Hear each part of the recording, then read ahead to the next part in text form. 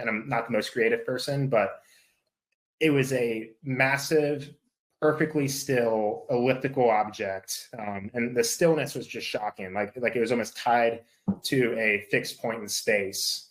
If I were to guess, and this is hard to say, 6 miles away, but I would guess maybe 300 feet at least, elliptical like this, white in color, comprised of these uniform panels that seemed to be all pentagons, but were all irregularly shaped.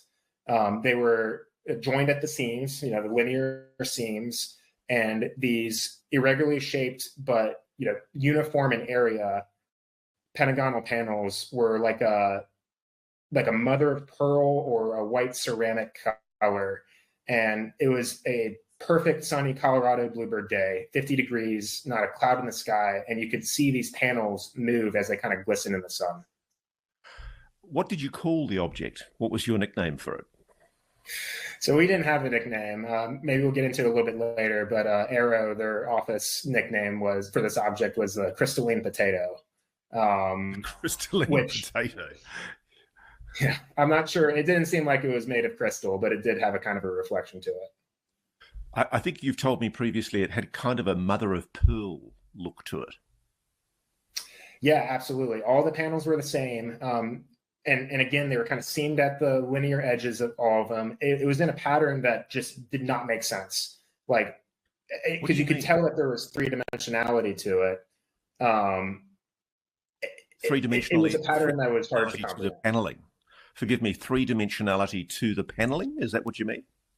To like the skin of the object, to the topography of the exterior of the object itself. Like you could very much tell that the object was three-dimensional and elliptical, but then it had like topography along it. So like kind of peaks and valleys that were comprised of these panels.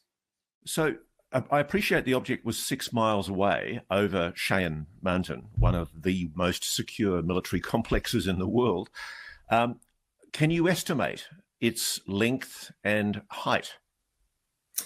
Yeah, again, this is probably the most uncertain aspect of the observation, but I would say at least 300 feet in length and then maybe 150 feet in height. Very large. It's a clear blue sky day? Perfectly bluebird. Anybody who's been out to Colorado, the day after it snows, oftentimes it's just shockingly beautiful. There wasn't a cloud in the sky for 360 degrees. So how high off the ground at the top of the Cheyenne Peak would it have been hovering? Yeah, so Cheyenne Mountain itself is comprised of two peaks with a saddle in the middle. On the, like if you're facing west, on the left peak is an antenna array. And so it's pretty much right over that antenna array, a little bit to the right of it.